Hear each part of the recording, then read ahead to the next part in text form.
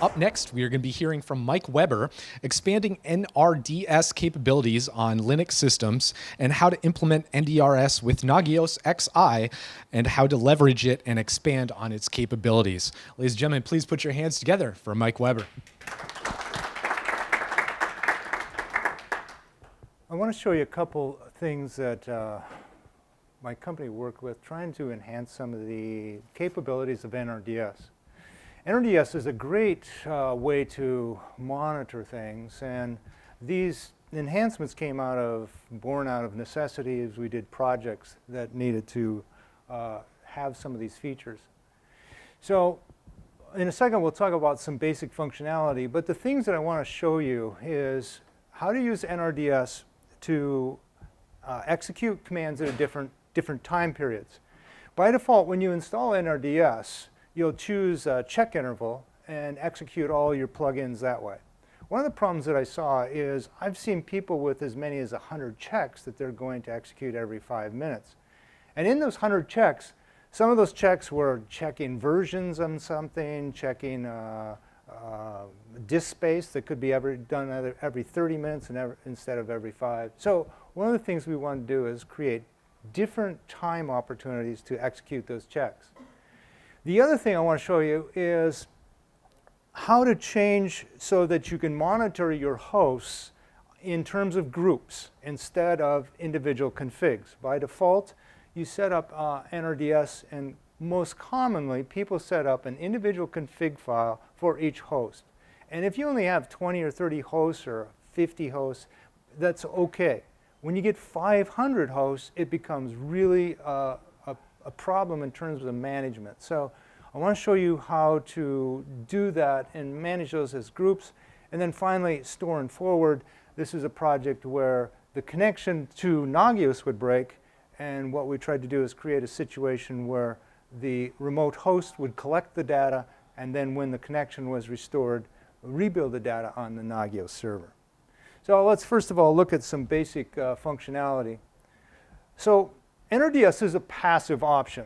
You have to install an agent on your remote host, and when you install that agent, it's going to connect up to a cron job, and it will execute the plugins on the interval that you select.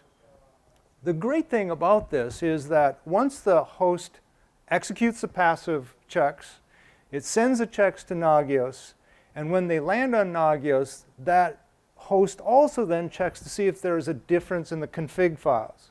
If there is, it pulls down the new config files and then all of the new plugins that you might want to implement. The real advantage of this that is so appealing is that it allows you to take Nagios and use it as a central location to monitor and manage all of these hosts that you're trying to monitor. And so you don't have to go back to that remote host and touch it again if you want to make changes. So this was the functionality that I've seen it been very popular. It's really a great option, especially when we're talking about scale. So this is a good way to look at things. So let's look at the first situation. This situation was a project that we did that was a hotel chain. This hotel chain was using asterisk servers for all of their phone systems. And there were some particular problems that we had. One is we couldn't do any active checks. All these servers were locked down. So they had firewall. We had no access, no SSH, nothing. So we had to be able to do something different, and that was we would have to do it with a passive check. Secondly, this company wanted to evaluate all of their logs and get detailed information about their asterisk logs in terms of guests calling other guests, the lobby calling guests. They wanted all those numbers, which meant we had to scrape the logs. And to write the script and scrape the logs, the problem was it increased the load on the server and therefore would affect the voice quality of the asterisk server. So we had to be able to execute the scripts at different times so that we didn't overload the server. So that's what generated this idea, hey, we've got to come up with a way to use NRDS, but we also had to get those multiple time periods where we could execute our jobs. We had limited access, as I mentioned, and really low tech skills. The guys that were pushing this out had never used Linux before, so using NRDS and a clunky proprietary interface to get into these asterisk servers was going to be a challenge. So we did choose NRDS.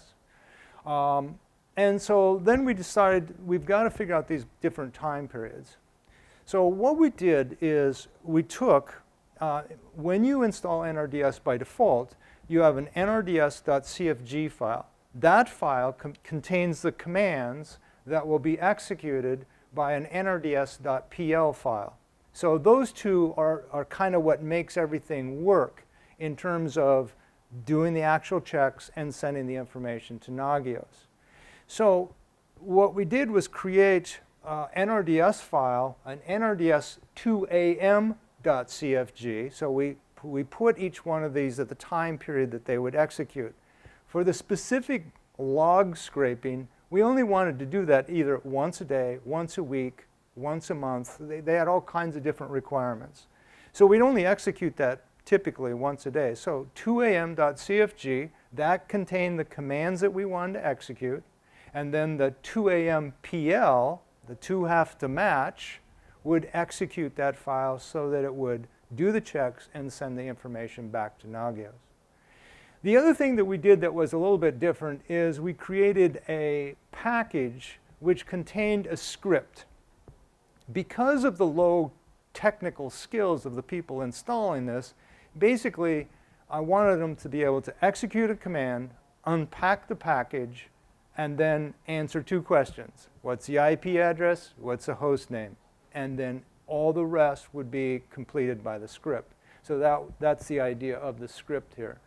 And we used it encrypted traffic port 443. So that was easy to do. So this is kind of an example. The multiple check times, we were executing checks at 5 minutes, 30 minutes, once a day, once a week, once a month, all kinds of different time periods. On the asterisk servers, we found that the only time periods we could scrape logs were from 2 a.m. to 4 a.m. It's the only time in a hotel when the phones aren't used. So we had to set it up in a way that we could execute, scrape a log, wait, let the load come down, scrape a log, let the load come down. So that's what we're doing. So you can see there it requires cron jobs for each one of these checks that you want to execute. So if you wanted to execute jobs every 30 minutes plus the default 5 minutes, then you are going to need to have a cron job, of course, that's going to execute that on that host. So there you can see it requires NRDS 2am.cfg and an NRDS 2am.pl. So that's how we named it. It was easy to recognize it. It was easy to troubleshoot it that way. That's just basically what we did. This particular situation, you also had to create pseudo permissions because Nagios can't do anything with an asterisk server. So that was basically the pieces that we put into that. And the download options that we worked with is, I mentioned a package. This is different. The default NRDS, when you install it, installs a script. We downloaded a package that contained plugins, and if they had a plugin that they had a dependency, it would install the dependency. The script, like I said, would ask them the two questions and do all the rest of the work for them. So that's how this project developed. And here's an example of the 2am config file. You can see at the bottom, simple. This is going to look at scrape all the daily voice mail information. But that's all it has is the commands at the bottom. And so it's just like the other configs, except you name them differently and then create a PL file that will execute them. Here's an example of some of the cron jobs, and you can see 2am, 210, 220, and so it just goes on and on and on. These, again, are going to create cron jobs and config files for each one of these different time periods. So that's important to understand is each different time interval you want, you have to create a cron job to go with those. This is just some of the stuff that they were scraping out of their minimum average, max of all the different things that are happening on the Asterisk server. Here at the bottom, you see the highlighted portion. We're downloading this package, and so it looks different than the contemporary, the regular NRDS. The command is simply, hey, download the package. And it's either going to be a 64-bit package for 64-bit operating system or a 32-bit package for that particular option. So we're downloading the package. We're not downloading the NRDS script, but inside the package contains everything else. There's the wget. This is the command that they would execute to download the package. And then the package basically executed the script. They had to answer what's the IP address, what's the host name, and the rest was done for them. Installed NRDS and installed all the config files that we wanted to create. So that was the first project. And the second project was a project that we did that we wanted to manage these servers by groups because we had 500 servers. And the problem with 500 different configs is you have to scroll a lot to find things. You're doing the same thing time after time. So we wanted to create multiple groups. So we would create a group for the OS. So for Linux OS metrics, those basic metrics that are going to go on every Linux server. And then we'd create a group for Apache, a group for MySQL, a group for Oracle. Whatever kind of groups we're going to use, we would create those groups. The idea is that in your config, then you have 10 or 15 config files instead of 500. And then you have a tendency to focus more on the quality of your checks, and you can go to one place, make a change, and populate it in all 300 of your Apache servers at one time. And so it makes it a lot more efficient because of the scale in this particular project. And the download that we did here, the package that we downloaded, would have then downloaded everything that was needed, would go on the host when they executed the script, and it would evaluate the host. So the script would determine this is an Apache server, so it's in the Apache group. This is a Linux 64-bit, so it's in the Linux 64-bit OS. This has MySQL, so it gets the MySQL checks. So it had to detect all of the groups and set up all of the plugins for all of the groups. And so that was, the script is more complex, but the leverage that it created once that was in place was very valuable for the administrator because they would be able to make one change and populate it throughout their organization.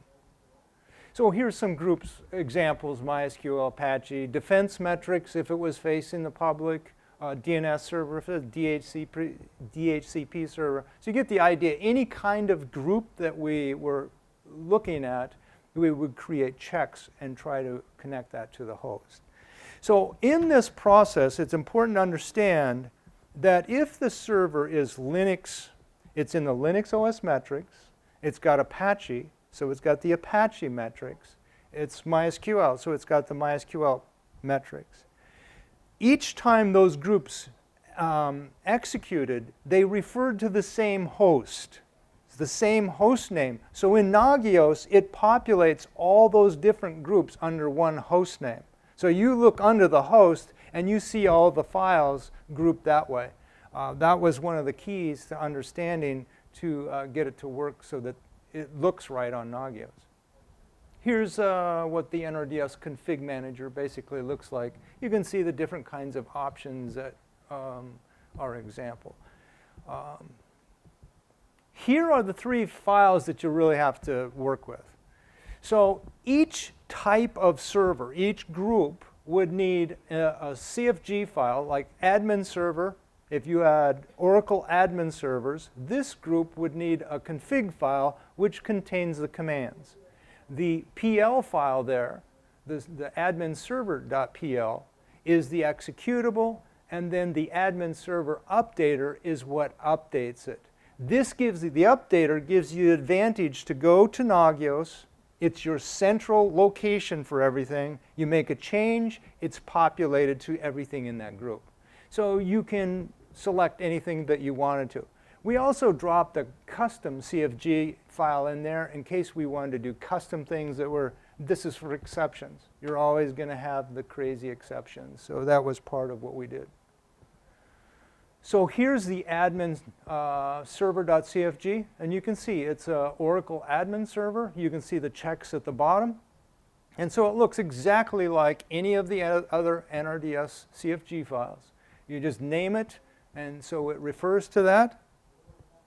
Here are the two lines you have to change in the typical server, or the PL file, is you have to make a reference to the PL and the CFG so that it understands that. And then the updater, all you have to do is change so it refers to the correct config.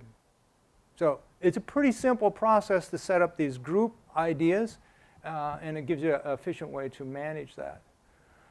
The install script can do anything you want. Of course, this is part of this is the pain here. The rest is pretty straightforward, but here you can see this is an example of looking at an Oracle server, recognizing it's Oracle, installing the correct client on that server. But you can do anything you want with the install script. What we were trying to do was to be able to detect and then to implement the groups that it detected. And again, this was because there weren't a lot of skills in the organization, and we wanted to make this as efficient as possible. One great thing that this does is it avoids that necessity to have to log into those 100 servers, install those dependencies, install the plugin, go through all that hassle, because a huge amount of time goes there. And this is basically just going through each one of these processes in the script. Here's an example. We push the correct plugins in, change the permissions. This is an example of check Oracle Health plugin. So you have to install the dependencies and set up all of those necessary pieces for that plugin if you're going to use it, if it's an Oracle server. We had to discover VNC ports and set up the VNC ports that they were using. They were very inconsistent, so you had to have some kind of script to do that. This is an example of setting up a script that would analyze how many CPU are on this server, because we had some with 2, some with 4, some with 16, and so setting up triggers for your plugins, it was important to understand really how many CPU were on this machine. So these are just examples of things that you could do. This is probably the most important thing, is this script is what it did is use sed to change throughout all of the config files and put in the right host. This is really important, of course, because you want all your checks to go to the right host. That's why you're asked the two questions: what's the IP address, what's the host name? And so it would take that information and change it throughout all the scripts before it was done. This is an example of determining if it was Red Hat 4, Red Hat 5, Red Hat 6, because that's going to make a difference in what you put into this machine. Setting up environmental situation for Oracle. Pushing specific Oracle database checks. This is part of the script that we used to determine if it was an Oracle app server. If it was, you can see we use sed at the bottom to change the cron tab that would activate the cron tab. So automatically those cron jobs for that app server, if it was an app server, would start running. That was what was going on there. Same thing for this one. If it was an admin server, again, going back and changing that cron job and turn them on because it discovered it was an admin server. Here we're just moving packages. You can see at the bottom, part of the package had this cron job file that listed all the possibility cron jobs for all of the different groups, and it would be, things would be turned on, turned off based on that file. That's an example of part of the file. And you can see some are executing at 5 minutes, 4 minutes, 6 minutes. It just depends. Some, they all have different time settings. And so cron and understanding cron and how that's all going to work is going to be an important part of this whole process. So we've looked at two things now. Using multiple time periods to execute commands on your server, to be able to have options in terms of when to execute plugins. The problem with the first example is you couldn't update because you're only using 2 files. The next illustration was with multiple groups using 3 files, which allows a lot better management because you could update those config files. And it gave you a lot more flexibility and then managed by groups. The next project that we worked on was from an oil company that had 500 oil rigs, and they wanted to monitor the drilling on those oil rigs using Nagios. So again, we came up with the idea of NRDS, put it on a small Linux device. And the biggest problem with an oil rig, as you can imagine, is weather, because they're connected to a satellite and it breaks. And oil companies, when they're drilling, do not want to lose any data. That is the most important thing in the planet for them. So what we worked at is trying to create a way that when the connection broke, the host would begin setting up timestamps and collecting data just like you see in the picture, putting it in racks, waiting for that connection to be made again, and then began pushing that data back to Nagios so it could be rebuilt in an orderly fashion. So the issue here is timestamps and getting those timestamps to work correctly. Here's an example. The connection breaks at 5:17. This is a check ping. This is the same break at 5:17, and this is a disk. So when this break occurs, that remote host automatically has to start setting up those timestamps. And there's the example at 6:30. It rebuilds all of the graphing information for both of those. Another example, here it breaks at 2:20. That's the same ping. There's a disk. And then 16 hours later, rebuilds all the data on the Nagios server. So again, the idea is to make sure that these timestamps can be rebuilt correctly on the Nagios server. There's your disk information. So how is that done? So you have to create a cache directory, of course. That's where your data is going to be stored. So we created a simple cache file and located it. And you can see the path there.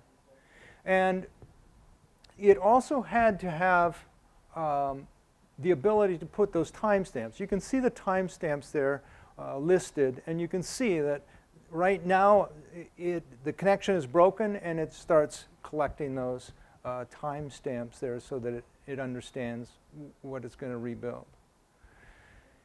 And just a little bit of changes in the code that we made.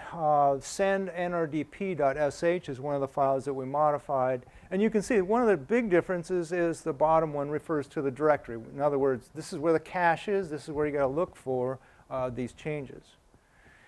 Here is the timestamp, same file, but you have to make changes so that that timestamp is maintained and when it goes to Nagios. And of course, you're looking at trying to create the correct order.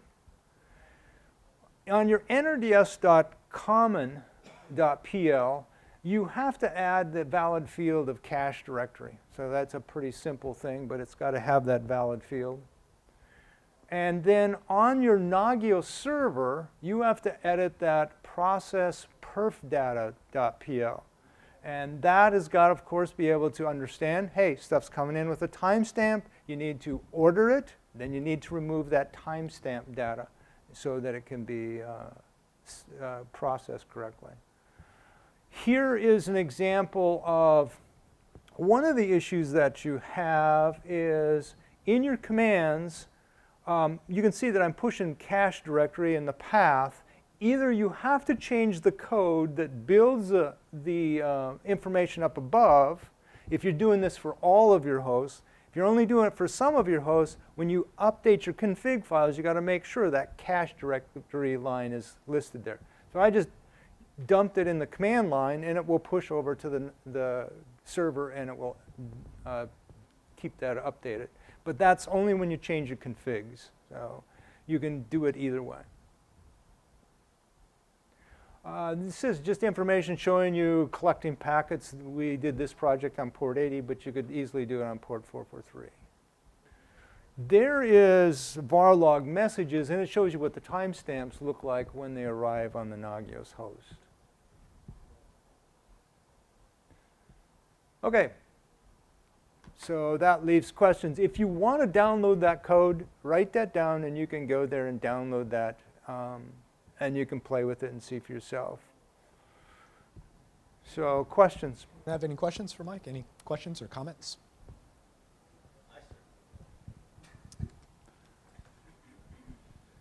Mike, that was absolutely astounding. When we, or I, or whatever way you want to say it, first created NRDS 3 years ago, the original specs of the project did have the store and forward in it. And we just never were able to make it work correctly, and that's awesome that you were able to get it to backfill the performance data, because that was the biggest hurdle that we ran into, and we decided actually to yank it out, just because we didn't want people to use it if it was going to not be implemented properly. So we yanked it out, but the directory possibility was built in to be able to reap the directories from the beginning. So that was awesome. And then I'm just really impressed that you were able to take the concept that we had in there for NRDS and build upon the installer script to be able to install dependencies. I think that was just awesome. I actually don't really have a question, I guess. I just, as I looked over it and seeing all the work that you've done to take what was just a project to fill that gap where you want to be able to deploy configurations out to servers without having to go back to them and make it smarter. It's just, well, it all comes out of pain. I mean, it was either, hey, make this work, or you're going to lose this job. So, okay. Yeah, so it's astounding, and I really anticipate looking at the code and seeing how you accomplish it all. The timestamps, and I should say, is our primary goal was to do a proof of concept. And so the 16-hour window is what we were looking at. That was one of the requirements of the oil company. That's what they were looking for. And I knew somebody would say to me, well, have you disconnected it for a year and then reconnected to see if, no, I haven't done that. I'm not sure how long that will work, but I know that up to that time, 16 hours, it's going to work fine. If you string it out, you may have different issues. If you do, and you get back to me, we'd maybe take a look and try to, work with that. So.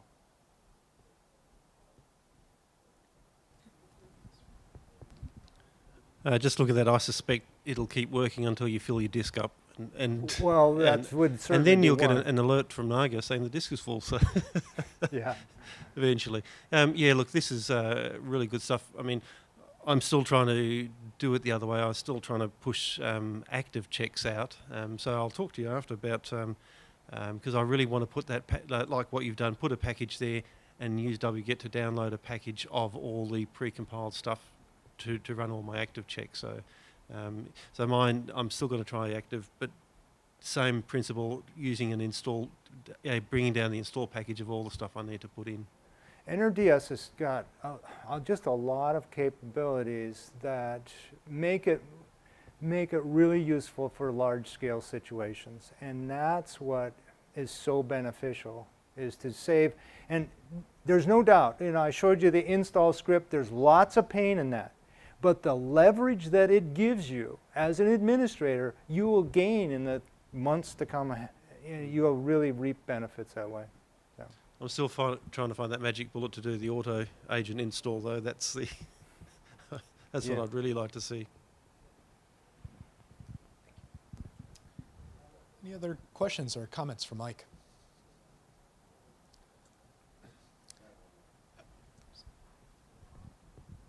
besides the automated install and the ability to have the crons set up to do different time intervals, one thing that I just kind of wanted to mention was, by design, NRDS was designed to be able to just create one config per group of types of servers. So a lot of people did make one individual entry on their XI server for individual hosts, but the whole idea really was to create a config for your Apache servers and have the checks that all run on Apache, and a config for, you know, your Linux servers or even your Windows servers. If they're going to perform all of the same checks, then you just create one group. You don't have to create a separate group. And as a matter of fact, you could apply 2 configurations to the same machine and have that work, as long as you named it slightly different in the cron. Yeah, and the reason we went to the groups is because I actually had a project with, they had 550 servers all listed. And after scrolling a while, I said, this is absolutely ludicrous. Yeah, you wouldn't want to create a new config for everyone unless they had to have a different configuration. If they're going to run different plugins or have different thresholds, then that would be different. But there's really no need to have more than one, as long as all the checks are the same. Yeah. Because the same thing can be deployed out to all of them. Thank you. Any other questions for Mike? Anything else you'd like to add, Mike? Or? No. All right, excellent. Well, ladies and gentlemen, Mike Weber, thank you very much.